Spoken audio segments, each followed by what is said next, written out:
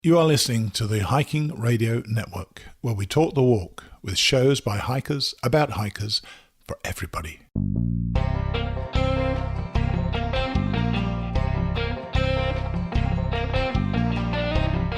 This is the Hammock Hangers Podcast, where we hang out and talk about everything from hammocks and hammock camping to the group hangs from around the country.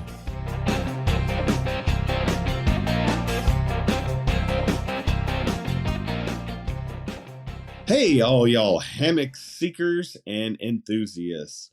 Welcome to the Hammock Hangers Podcast, the coziest spot on the pod waves. We are your go-to source for all things hammock related, from laid-back tales to tips and tricks on finding that perfect hang. So, grab yourself a drink, kick back in your favorite hammock, and let's swing into some awesome discussions.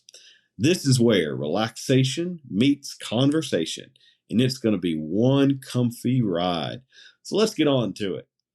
Well, everybody, I am running solo this week. Our good friend Paul, or as like my phone likes to refer to him as Skunkape, is not here this week. He has started a new job, and he has working nights, and it's just not a conducive schedule for us getting together. So he has so graciously let me take the reins for a couple of episodes while he gets things settled out, and he will be returning to us with his bright-eyed and soft, sultry voice here very shortly. But I have a great guest for you this week.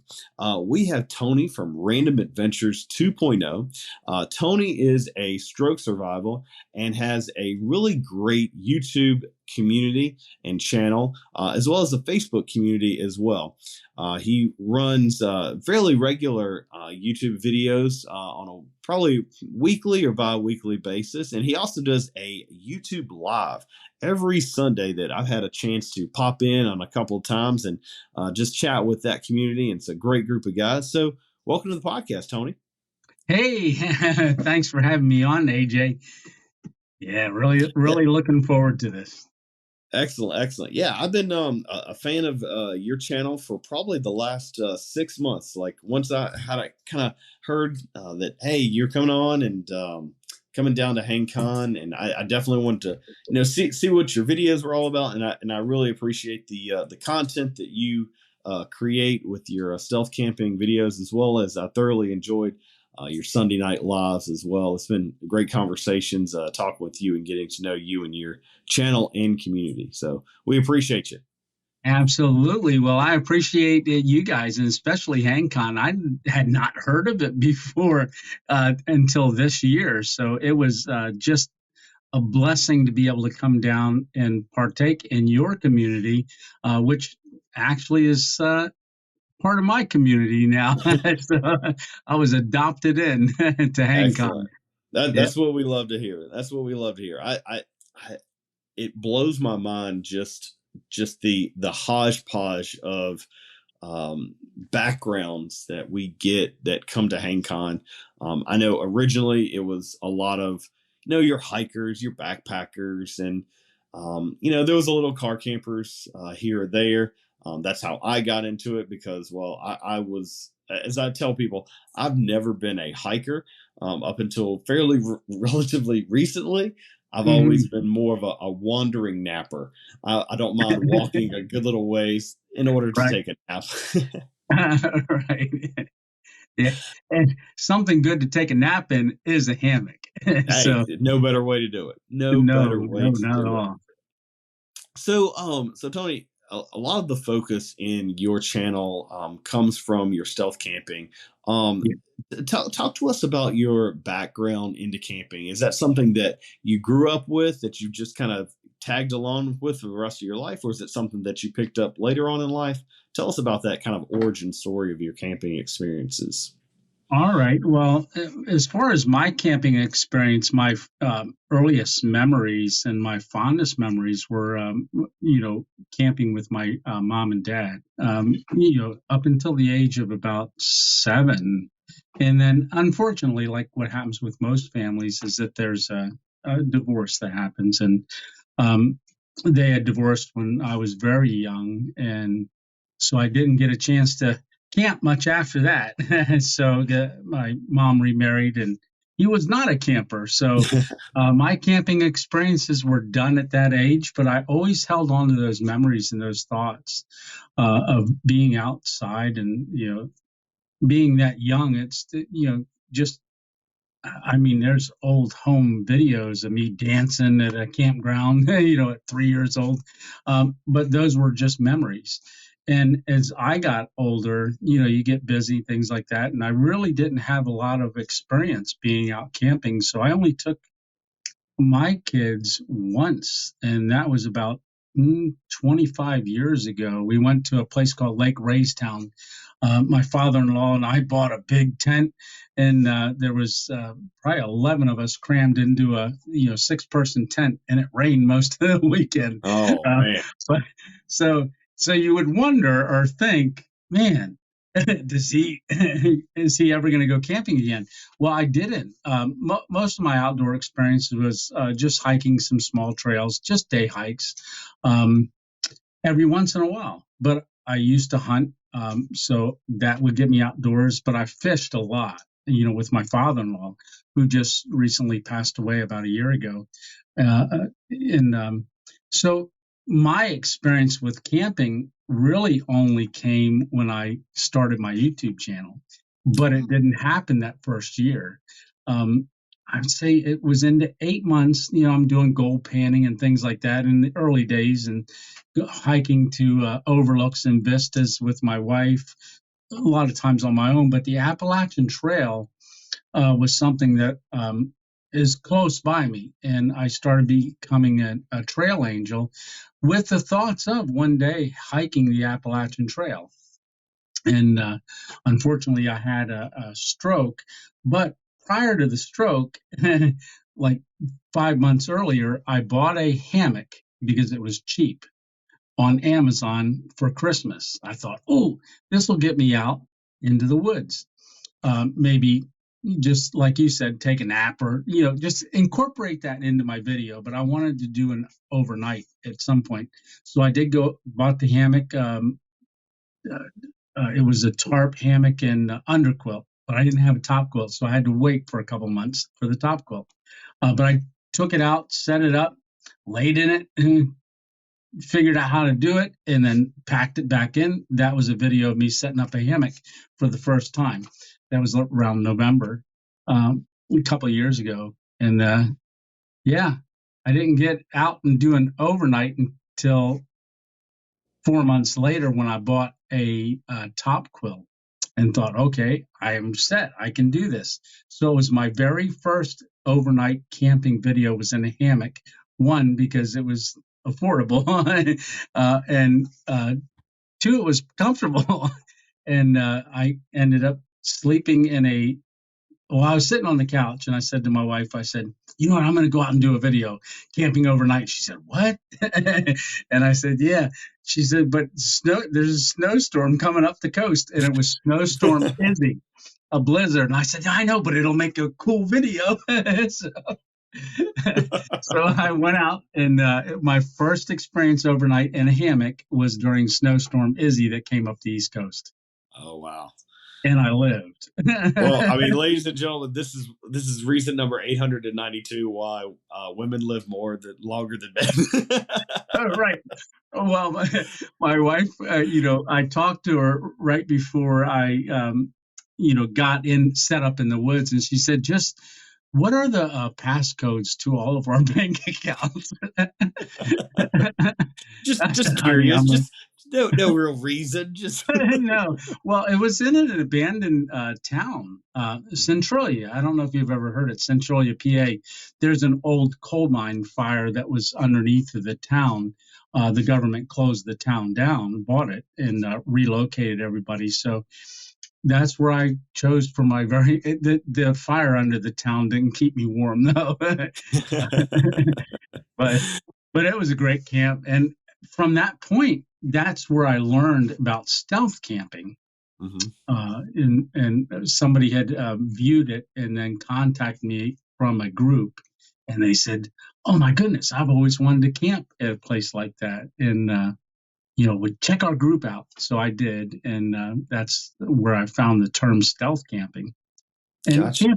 camping with Steve is big in Canada, and he didn't. Then I started following his channel. Now, is that Steve Wallace? Yes, Steve Wallace. Yes. Yeah, I had seen some videos of his before, and that was kind of like the first experience that I had with, hey, this stealth camping thing. It's kind of a big deal. In fact, I hear there's a lot of stealth camping that goes on in the UK just because there's not the plethora of established campsites or public lands that we have here in the United States. Yeah, that is true. And, one of the things I enjoy stealth camping. Now I camp behind billboards, things like that, abandoned buildings and, things like that. There's a whole bunch of places that I camp. And I don't necessarily, I think I've only camped at maybe 3 campsites, and I just did one the other day in my whole YouTube camping. Just because I like this area to be as pristine as possible. And generally, I'm a leave no trace guy. So I don't want to see that someone else had camped there before, and certainly when someone goes there, they'll never know someone camped there when I'm done. It's just a different experience. Right. Yeah. I think, and I think stealth camping for me is kind of one of the many type of black holes that I fall into on a almost weekly basis. But I think it's something that I'm fascinated by, even though it's something that I'm intrigued by. I don't know if I could personally do it.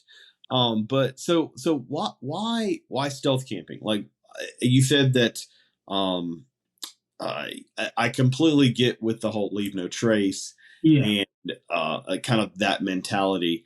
But what is the drive? What is the love that you feel in stealth camping that you don't get by saying, "Hey, I'm going to go to a campground or a campsite"?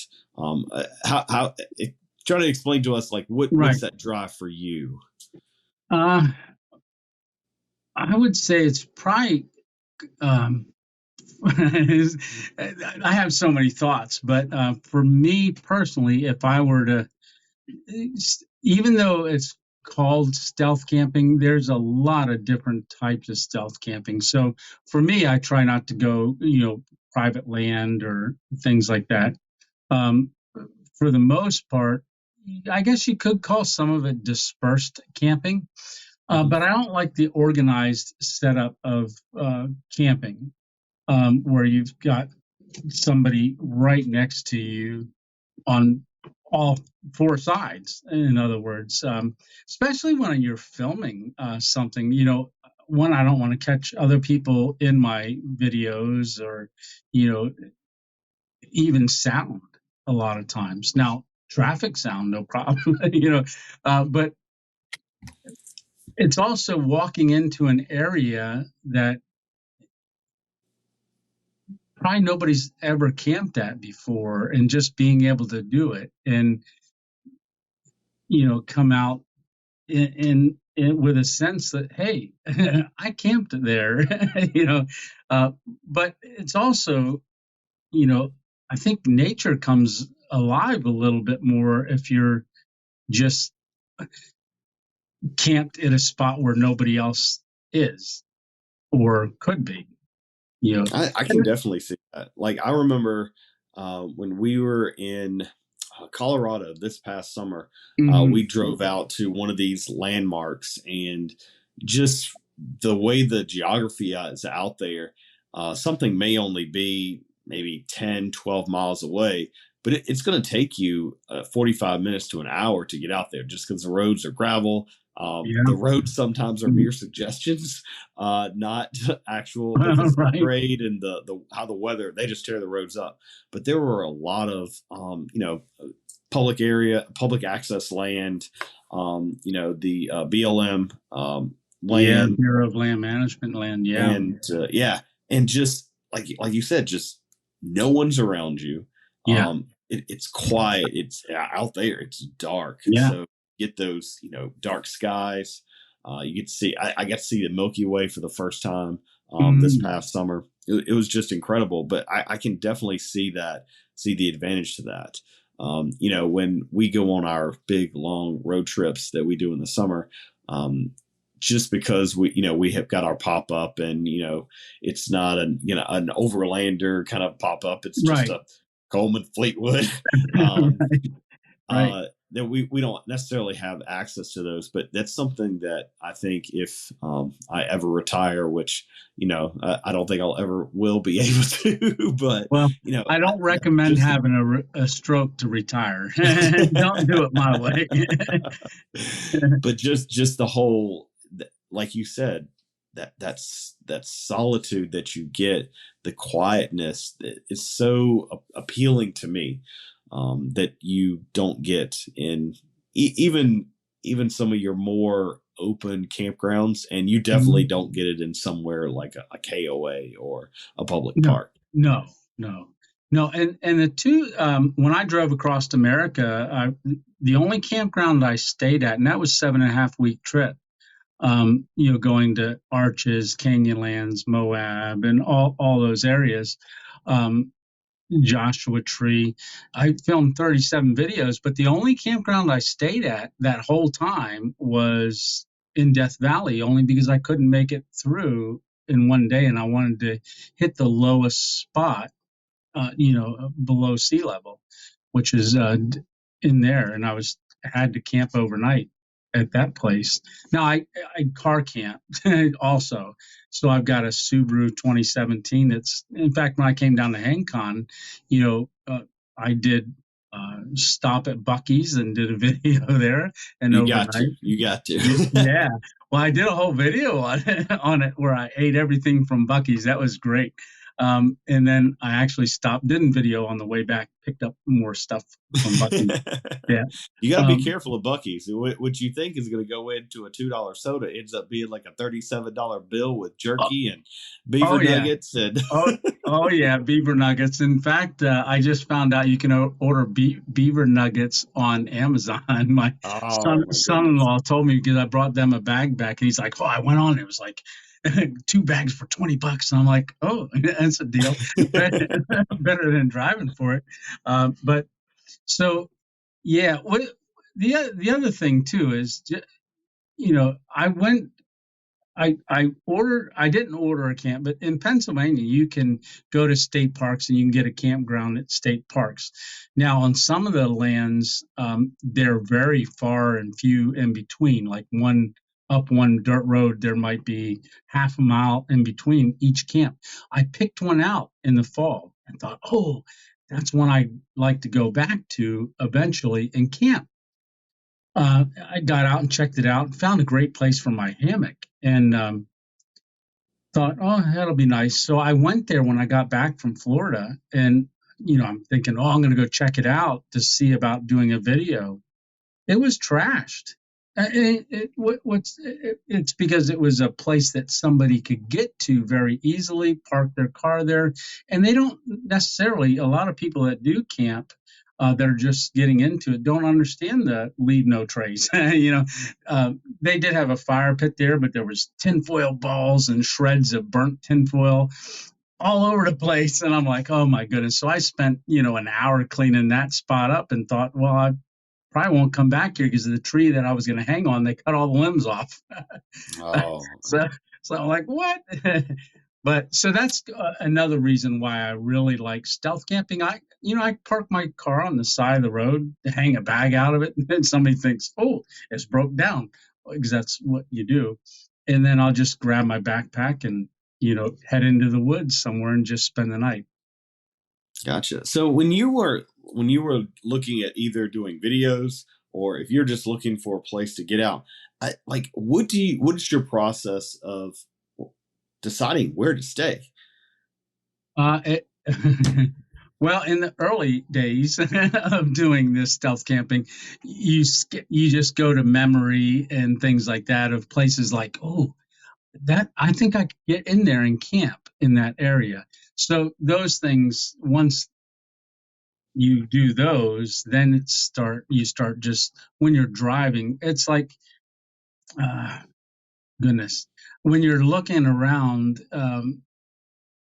on your drive, once you have an idea in mind, now you're looking everywhere. And so um, I'm looking at just patches of woods that maybe don't have too much around it that I could maybe get dropped off at, or find a place not too far that I could stash the car and hike in. But with the stroke, I can't hike that far anymore. I'm getting better and should be able to eventually, but for now, I've got to also consider distance. So I would say someone new, scout out places around you that look like eh, they would be a good place to camp. Make sure it's not posted, and then do a little recon on it. See how much traffic goes by it. Is there people walking by it? What's the foot traffic? Or there's a lot that goes into it, and as you do it, you get better and better. But yeah. Yeah, I can think of, we were talking before we were recording about the Ocala National Forest, which is Mhm. near us here. And there's just, it seems like a multitude of forest roads, that go through there. And that's a national forest. And Yeah. driving back to the one particular trailhead that we go to, there's plenty of just little offshoot that you can just pull into and use that land. I can fully relate to the story that you told of people. You found this really great spot Yeah. and you go back to it, and apparently other people have found this spot as well, and unfortunately those other people are jerks. uh, just Yeah. Unfortunate. Yeah. Unfortunately. And we've had I know me and Paul have had a conversation where he would go to Max Patch, and it's right off the AT in North Carolina. Beautiful place, bald, but it's a very popular place as well, unfortunately, because it's so pretty. But Yeah. you would have people hiking coolers, and he would go up there, occasionally, and they would come back with 30 or so bags of trash Yeah. just from one weekend. And so I know, I don't know if they've opened it here recently, but I know for a while they had completely closed Max Patch for camping because just people didn't know how to behave themselves, essentially. Yeah. And that's the unfortunate part about spots like that, is it not only ruins the experience, but eventually it'll ruin the spot for anybody to be able to take advantage of that. The state parks in Pennsylvania used to be, if you were hiking through, you could camp somewhere, which that still stands. But a lot of the dispersed camping, you have to go online and register, and you can only stay where they say, if you're taking in a vehicle.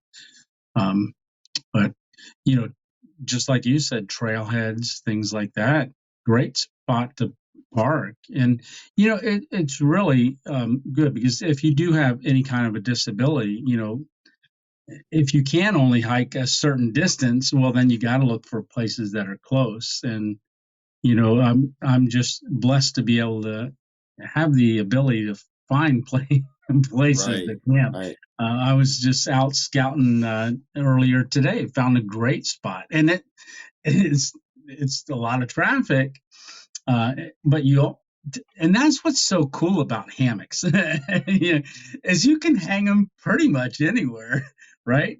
And Yeah. you don't have to have a flat piece of ground necessarily underneath you and a little. Who cares about the little rocks you're not going to be laying on them? You're up Yeah. off the ground. That's the one aspect that I love about hammocks, and it makes for a lot of opportunities for different places. Now, I've also, stealth camped underneath of covered bridges, metal bridges, things like that. So it lends for a lot of diversity of camping spots. It really does. Yeah. Yeah, and I think with the development of some of our cottage industries, as far as hammock stands, that just kind of Oh, broadens that opportunity even further. yeah, absolutely. And I was amazed down there at HangCon with the Yobo gear and some of the other stuff that I saw down there, and just the the amount of variety of hammock stands that I saw, just incredible. They've come a long way. They really Yeah, have. I would. Yeah, I would definitely say in the past 2 or 3 years, some of the biggest innovations Mm, within the hammock community is the development of light, small, flexible, as far as like setup yeah. along those lines, and multi-purpose stands.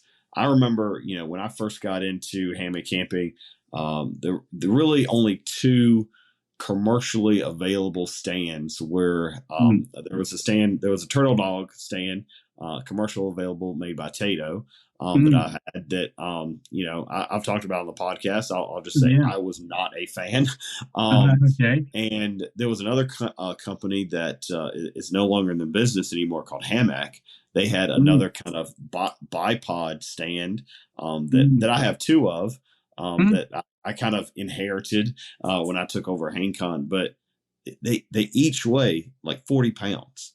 Wow. Like, they are Yeah. heavy as sin. Yeah. Uh, and so having something come out like the Tensa 4, which was great, and then having something come out that is light and small and compactable like the Tensa 4, but self-supporting, you don't have to have any anchors, is great. Mm, And then, coming out with something a little bit more like the Hive, or the Cricket, or mm. the Turtle Bug, or the newsstand that Yobo is coming out with, and you know, just wonderful people. Like, Mhm. I would say that's been the biggest innovation in the hammock community in the last couple of years.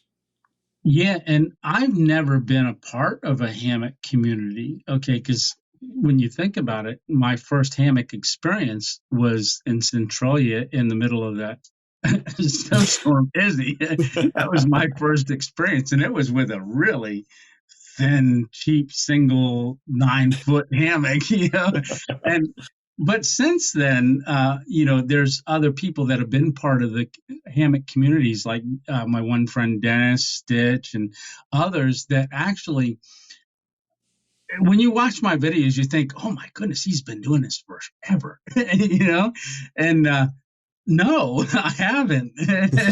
So I've been blessed with others have sent me little hammocks. I know Dennis. He's probably much like you because I've heard you talk about it. You got a ton of hammocks, and I have a few. I have a few. he was he would do. I did a mail Monday, and he was sending me a hammock, and uh, I took that one out, and he said, "Yeah, I'm cleaning out my closet, and I thought I'd send you a hammock." And then he told me a few things. Go on to Shug's channel, and I went on and watched that, and got some ideas. And so I'm only. And that's what I want people to know is that anybody can do it, right? And and the first time I laid in a hammock, I don't know if I really liked it that much because Mhm. I didn't have it set up right. I didn't know there was a certain setup, and that suspension training that you did down in HangCon, that was Mhm. very, very cool to know that there's even other suspensions. Oh yeah. For to a guy like me, I'm a newbie at it. I really Mhm. am. Even though that's all I've done is hammock camping since the channel. Um, so there's hope out there Yeah, for the you. one thing And that I like about hammock camping is that it is so modular. Like, it's not, very. like, if you buy a tent, like, you can only use a rain fly or stuff for that tent. You can Mm-hmm. only, replace, parts of it from that manufacturer and things along those lines. If that manufacturer, goes away, or that manufacturer is just stupid expensive, and they kind of Mm-hmm. you kind of price yourself out of replacing that gear, the gear is useless to you. However, with hammocks, you can do things from, one vendor here, another vendor here, different materials, different Mm-hmm. colors. You can kind of really customize the entire experience to you. And like you said, with the suspension, if one suspension doesn't work for you, then change it. It's not like you're going to break the hammock. You're not going to do that. You can make the experience better. You can make the experience worse. It's all part of that learning experience. Oh, and once Dennis had sent me a hammock that had a ridge line on the hammock, and I didn't realize that how important that was for your leg. Oh my goodness. I never, my hammock didn't squeeze in on my sides anymore. And I had the best sleep ever once I learned that, from the straps, it transferred the weight and my hammock could hang the same way every time. That was a game changer. That definitely was. Now I'll never have a hammock without a ridge line. I had mentioned to Paul a couple different times, when you travel, you see so many of these 9-foot hammocks in campgrounds around, and they're all like strung straight across, or like they've got no sag whatsoever. And I told Paul I would really love to do something like Project Ridgeline, where I would just have a ton of these little Amstel or Zing It Ridgelines. Like, hey, can I fix that for you? And just install Ridgeline on these hammocks. And you'll hear they climb in, and you'll hear a big sigh. This is what it's supposed to be. This is what it's supposed to feel like. Because I introduced the hammock in my YouTube channel, so many people have commented, man, I'd love to try a hammock, or I don't like hammocks because I feel like a banana. And that's one of the things that I try to educate, because I'm learning as well. And that's what, when you watch my videos, a lot of times I'm sharing what I've just learned. And that part of the ridgeline, I learned to that, and that was just a game changer. And now I have the best night's sleep I've ever had in a hammock. Now I haven't slept in any snowstorms lately, but I plan to. The next one that's coming up the coast, I definitely will get out there for that. But yeah, and I'm finding that. So when I heard from a subscriber said, "Hey, are you coming to HangCon?" I thought it was a misspelling on our Sunday Night Live. I thought, I'm looking at it, and when you watch that video, you see me staring at the comment like, what? Did you mean hang on? Hang on for what? And I was going through the word salad, and I couldn't figure it out. And I said, well, I'm not really sure what you're talking about. And then eventually he said HangCon, and it's in Florida. It's a hammock hang. And then I said, send me information on it. So once I got the information, I was like, well, because before I went to the Adirondacks for a hammock hang, not hammock hang, but I was going up there to camp with two of my friends, Stitch and Alpine Warrior. And I was supposed to go to Maha that weekend. I was told about going there because that's pretty close to me, down in Pine Grove Furnace, it was area.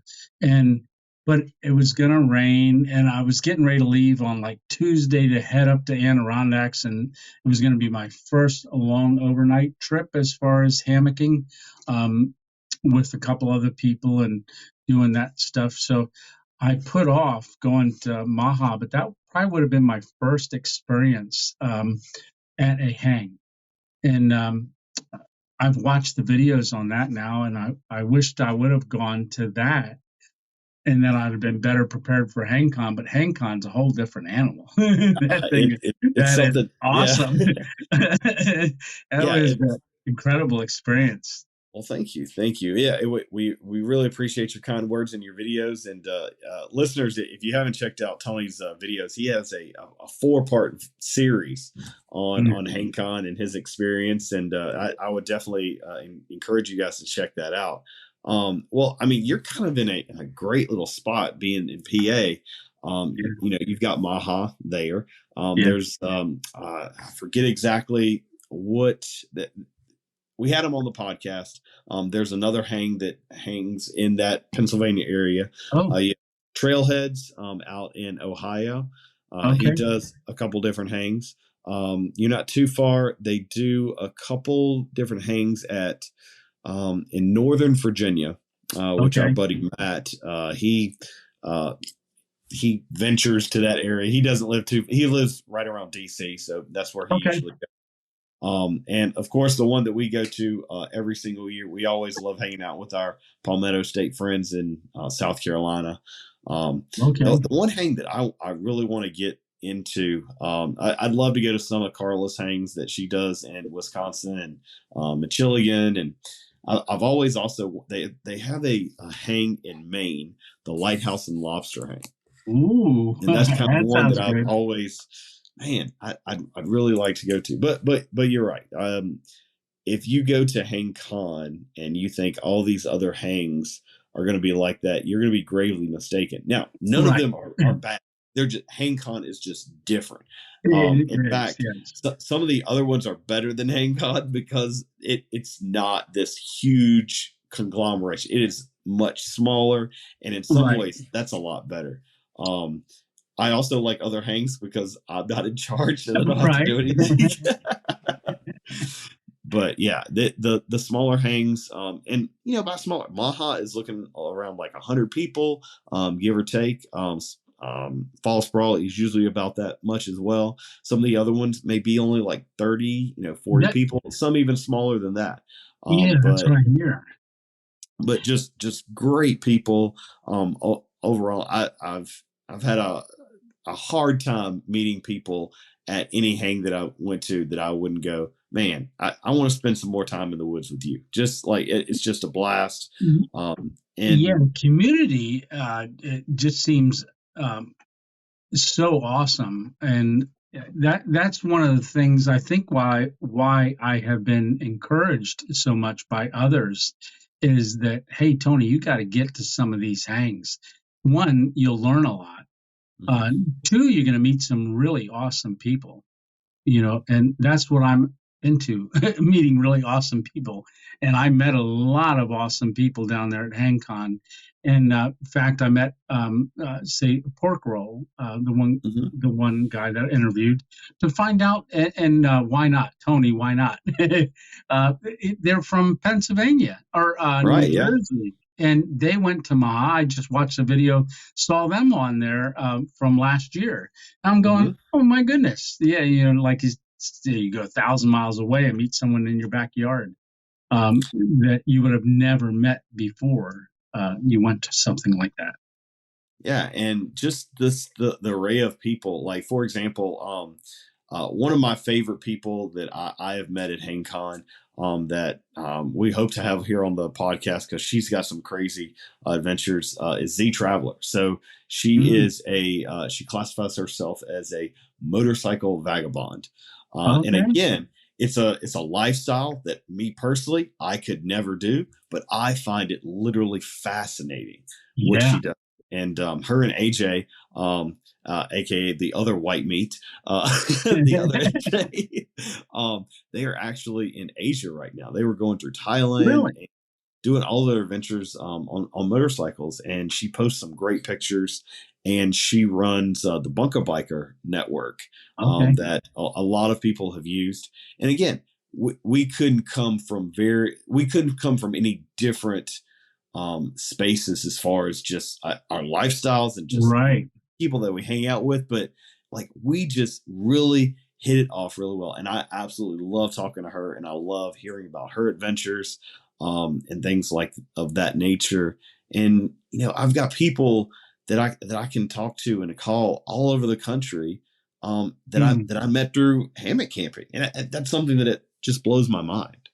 Yeah, the two guys that Pork Roll and Tony, the other Tony, um, that I talked to down there from New Jersey, they actually met at a hang over in New Jersey, like in 2016, and ever since then they've been going to hangs together, seeing each other at those, and they made the trip down to Florida, and I just found that fascinating, that there's a whole community out there of something that I like to do, because I'm a hammocker now. Yeah. Yeah, to know that there's such a wealth of knowledge out there. It's like being able to pick the brain. What may work for one person doesn't necessarily work for another, but you get to see something different Hmm. that you may have never 100%. even thought about. You know, it's just so many different hangs I saw down there. Yeah, so we went to my very first hang was the Summer's Last Gasp hang that we do here in Florida. Mm. And Juan, who Florida hanger that does our Fire Force at Oh HangCon, yeah. he actually runs this hang. And it's a small hang. There might be anywhere between 12 to 30 people that come to this. It's still in Florida in September, so it's still hot as all get out, but Mm. we make it work. Um, and that was my very first hang. I had not been backpacking since high school, like early high school, and I Oh wow. hated it then. Yeah. So I would just like, all right, I'm going to do this thing. I'm completely out of my comfort zone. And Waterboy, who ran our Yeah. knot Yeah. Yeah. class and our pot cozy class, it was me and him, and we hiked this trail that I had scoped out on YouTube. And little Ricky, who did the whiskey tasting, he actually did the video that, explored this particular trail to get back to Yeah. Hidden Pond that we went to. And we did this hike back there. Didn't bring a water filter because Waterboy, he actually had like a 24 pack of water that he was hiking in. That's how he got his Oh trail my name. goodness. Um, Oh, is that how he got his trail yeah, name? that's how he Oh, got that his is water. cool. That's how his name. And one of the guys that I met out there, Oz, we've been camping with each other ever since. And just Wow. from that one experience, almost 10 years ago, and I was thinking about some of the wonderful people that, I've met at one hang that I've never seen again that I would really love to touch back with. Yeah. But I also think of the numerous people that I have met just on a whim that just happen to decide that they want to hang out with strangers that they have not met on the internet. Right, right. But like you said, it's a wonderful, wonderful community. Now you said you've done a lot of traveling as far as, you did your trip across West. You Yeah. got your YouTube channel that you've been to various places. What would you say is maybe the top 3 places that you have camped that you just think back and go, wow? Hmm. He's throwing me a curveball question because We only like every to ask the hard questions here. yeah, every place that I've ever camped, in Arizona when I was doing the trip across America, and the only reason that trip happened, that was last March. I left because 1 year earlier is when I had the major stroke, lost all movement on the right side. I was laying in the hospital bed and I picked up my phone with my left hand because I couldn't use my right hand. And I said, hey, hit 500 subscribers. That was the 1 year anniversary of my channel. Hit 500 subscribers and had a stroke, literally. So, let's go on a new adventure of recovery. And I started a stroke recovery series on my channel. And through that, I was saying, man, I would love to get out to Arizona because 4 years earlier, my wife and I had flown out to Pheonix to see a friend, and we did a little bit of hiking. We weren't campers then, but we did a little hiking on the Peralta Trail. And I was saying that on one of my Sunday night lives, man, I'd really like to get back out there again. And I knew I couldn't fly out or anything. So I thought, oh, wonder if I can get into doing a little bit of car camping. And so that's where that came about. And uh, on that car camping one that I did my trip across America, my idea was I'm going to hammock at different places, things like that. If I did it again, I'd probably do a little bit more planning on that side because I didn't know going out Route 10 or 40 out that at a certain point you lose trees. So that's where I was looking at those Yobo gear things. They're like, oh, I could have I camped. know a guy. I know a guy. Yeah, well, now I know it's a place, something that I could have done. But one of my most favorite places was out past Tortilla Flats, out this one dirt road. I went out there and I found a great spot that I spent the night out in the desert. The closest light that I saw, and I only saw one, had to have been at least 5 miles away. You just looked out in the middle of the night. You could just see a little flicker way out there. And it was a beautiful time hearing coyotes and all that stuff. So that's one.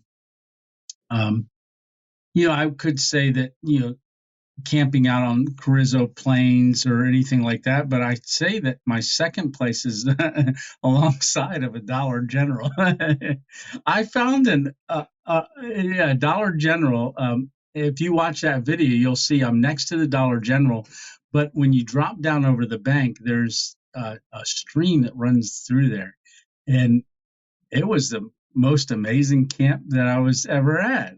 Just along a creek in the middle of like a town next to a Dollar General that nobody knew I was there. And it was just a pristine spot in the fall. I was amazed hearing the water like right next to me rushing. And I couldn't even tell where the stream originated from because it just kind of like came out of the hill, but it was flowing real nice. That would be number two. And number three has to be anywhere that I just slept in my hammock and, just enjoyed, which was just about every place that I've ever been. Awesome. So do you have any like bucket list places that you would like, hey, I've never gone here, but I definitely want to go here? Yeah, my bucket has a hole in it. I keep throwing ideas in there and it keeps leaking out. I don't know. I don't know if I really have a bucket list just to be able to get back out and camp again. I'd like to be able to, one day soon, actually do a section hike on the AT. Because I had, my original plan prior to the stroke was I was going to hike the Appalachian Trail. So when you're thinking of that, a lot of times my whole mindset was I got to be light, right? Mm-hmm. So there's a whole variety of style of camping, even in the hammock world. Mm-hmm. Absolutely. Are you just walking in, staying overnight and back out and you only went a little ways and you could carry in a little extra gear? Or are you going from spot A to spot B to spot C? So that has everything to do with planning. So I'm set up to do just about anything. It's just physically I can't do it yet. Right. Yeah, I would definitely say looking at my gear because, me and Paul have talked about, doing the Foothills Trail in South Carolina, North Carolina. And, we do a lot of camping over the summer. And this coming summer, we're going to be making a trip to New Hampshire, Vermont, and eventually apexing in Arcadia National Park, and then back down. We'll probably stop in Shenandoah again. We always end up being there at some point. Yeah, I'm looking to, possibly try out my video making skills to make videos on our YouTube channel as well. Yeah, we've got a lot of adventures here in the works. So really looking to polish those out. Now we all have places that we've been that are so memorable. What are some of your more memorable places that you wish you did not have the memories of? Well, the one abandoned building that I did, which was not too long ago, I think it was right before I headed down to Florida. I did an abandoned building that I had found about a year and a half ago, and it's been abandoned for like 40 years. They must have processed like metal elements, things like that from it. So it was like I had gone in there. It was cold, very cold, and I remember filming it and seeing a lot of things. Just graffiti, things like that, but had a bent towards evil. So I'll just put it that way. I didn't think too much about it while I was there, and I'll never camp there again just because of what I saw. But very, very demonic spot. I felt protected because I pray before I go into any location. but it was 18 degrees. The wind was howling, even through this old metal block building. Yeah, just the toxins that were probably on the ground from years prior. It wasn't a good place, but yeah. But Have you ever like run into any situation where you had to deal with people that didn't want you there, or no, okay. believe it or not, I never have. Well, one. My only busted video that I would call that I titled "Busted" was um, so 50 days after I had my stroke. um, I called my daughter up and I said, "Hey," and she said, "Yeah, Dad." I said, "Can you come over?" I said, "I put my backpack on yesterday and it felt pretty good with therapy." And she goes, "What are you thinking about?" And I said, "Just come over to the house, but you're going to have to help me throw the backpack in your car." And so she goes, "Dad," and I said, "No, just come over." So she came over, and that video, she took me. I told her on the way, I said, "Hey, you're going to drop me off at Walmart parking lot, and I just want to hike into the woods across the street from it and spend the night." And I came out of the woods the next day in tears because I made it. I could still do it. I fell a lot, and that's not on video, but I proved to myself that one, with a stroke, I can still overcome things and still keep going, even though it was a lot more difficult. But I decided I'd go back for another camp there, and I thought, well, I'll do like a different one. And so I hung my hammock between two of their storage trailers that were dropped off in the parking lot, and I had my car there. It was on the side of the building, and I ate a meal, and I was planning on staying there the night, but as soon as a car drove by really slow, I just saw it going by out of the peripheral of my vision, and I was like, that's probably an employee gonna say something." And probably about 15 minutes later, they came out and said, "Hey, what are you doing?" I said, "Oh, I'm just eating my dinner." And I'm sitting on my little camp chair, got my hammock tied up between the two trailers, and they said, "You can't do that." And I said, "Oh," all right, I'll get it all taken down. I'm sorry." They said, "Now, if you want to go out into our main parking lot, you can go out there." And I said, "No, that's okay. I'm fine. I'm going to go eat dessert somewhere else." I kind of knew I was going to get busted right there. Yeah.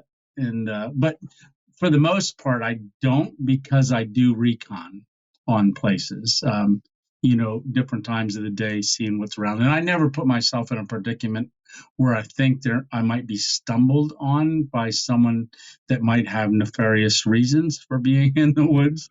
Mhm. Now, I've seen people that haven't seen me. Yeah. So, yeah. Gotcha. Have you had any issues with like wildlife or anything along those lines? No, but I've always wanted to see a bear while I was camping. I haven't yet. But in the upcoming video, one of my subscribers did just send me a game cam. So in the upcoming video this next Thursday, will be I set out a game cam because I've always heard animals and wildlife around me. I've had deer snorting at me in the mornings. I had squirrels screaming at me, but I've never seen what's going on around me but there's usually always game trails. I did set the camera up. I won't give it away, but I didn't get anything. Something set it off, but it didn't capture it because it must have been too fast. But Oh, okay. I'm hoping to start implementing that a lot more in the videos. Oh, okay. That's cool. Now, a lot of your videos, you're camping solo, but you decided to come down to HangCon with Stitch. Do you do a lot of camping with people, or do you prefer just a solo camping trip? No, I do majority. I would say 95% of all my camping is done solo, and a lot of that has to do with just filming. and I'm much more comfortable talking to somebody that's with me on camera, meaning you're with me while I'm out there. So I'm never camping alone, and that's, I guess, my mindset when you watch the videos. It's I'm taking you along on a camping, and when I introduce a person, my mind is kind of divided between the camera and that person, if that makes any sense. So Yeah, absolutely. it's not like you were camping together, the viewers and I. It's now the viewers are watching me camp with someone else, and I've found that my viewers don't. They like it very little. That I don't do it often. I've just seen by the numbers in comments they're like, oh, can't wait till you're out camping by yourself again. uh, or just taking us along. And so, I mean, for me, even during that very scary building, when I watched that and edit, I was surprised at things that someone told me that they saw someone watching me out of a doorway and things like that. And so it wasn't, but in editing, I saw things that I went, "Ooh, that shouldn't have happened." And the mice and things like that, which was cool while I'm there filming it, because I'm not by myself. I'm talking with the camera, who is also all the viewers. So I never feel like I'm alone when I'm camping. A lot of people ask me, "Do you get scared?" I'm like, "No." Did you get scared? you were with me. So yeah. So my mind's always just on the camera and Yeah, I filming think and making an experience. yeah, I think maybe it was one of your HangCon videos that you had mentioned that you don't truly get to experience a trip until you're doing it in editing. Oh, And that was actually Rewild had said that he in the oh, okay. interview when I interviewed him. He said he gets to experience it when he's editing, and that made me think. I said, because he said this year I found myself putting my camera down more, and I told him, I said, yeah, that's because you were here last year and you knew what to expect. But me watching his video, I kind of got an idea a little bit of what HangCon was going to be like. Yeah, but yeah, filming something like a HangCon versus what I'm normally film a camping video, two different worlds. Really is two different worlds. Even though I had someone comment on tonight's video, they said, "Oh, glad to see you out camping again," and I'm like, "Well, I camped every night when I was at HangCon." But I guess their idea is me camping is me and them camping out somewhere, and they get to see my whole camping experience. But I loved being able to film a whole different aspect of something like HangCon. Was really, really great. And that's why I broke it up into 4 days, because I knew there was going to be so much material and I wanted someone to experience day after day after day after day, not all in one video. Gotcha. To actually try to capture the essence of each day, if that makes any sense. So, well, let's talk about HangCon here for a little bit. Yeah. So this was your first time. Absolutely. And you seem to have a fairly decent time down there. So what was your maybe your top 3 favorite parts of the event? Boy, top 3. One, and this isn't going to be like my top favorite, my second top favorite, my third top favorite. Okay, this is 3 things that I really took away from it. One, the community was awesome. The community of hammock hangers and also the vendors, and your staff was amazing. So that's 3 different things, but that's all number 1. All right.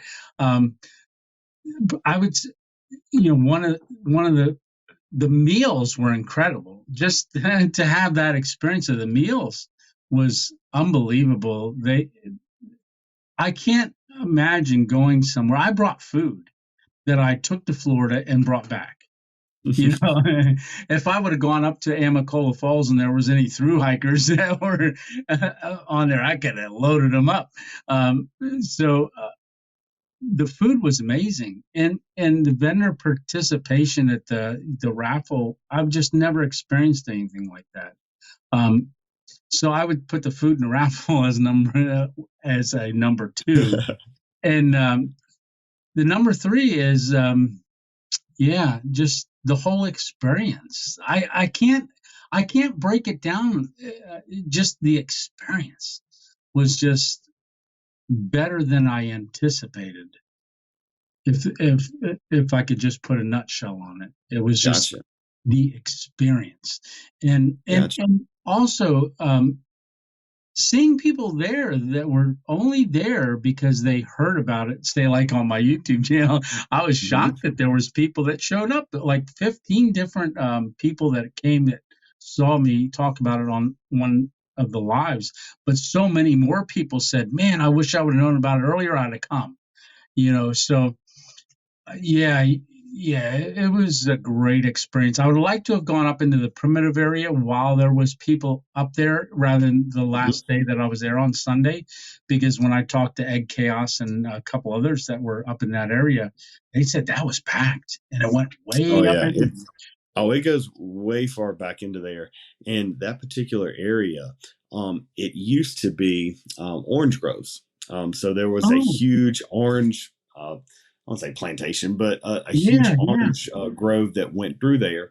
But I want to say, I guess it's been close to 20 years ago. There was a huge blight that came through and just decimated the orange population Mm, in that area. And so it just came the people that own the land just left nature kind of reclaim it. reclaim But it. you can Yeah. still walk back up in there and get wild oranges back further into. There's wild orange trees back Oh, up there. wow.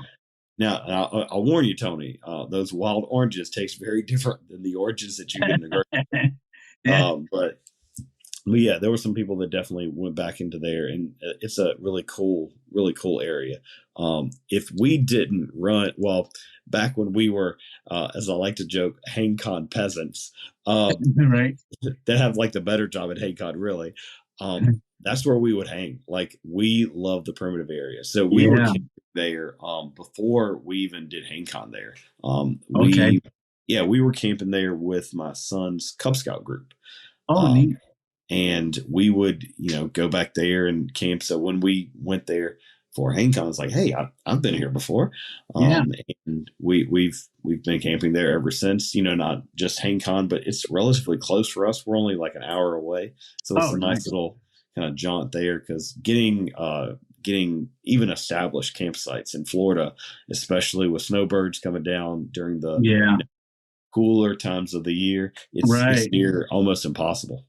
Yeah, that was a great spot. And I listened to the podcast that you did the other day with staff and stuff and talking about going up there and clearing a little bit more area out.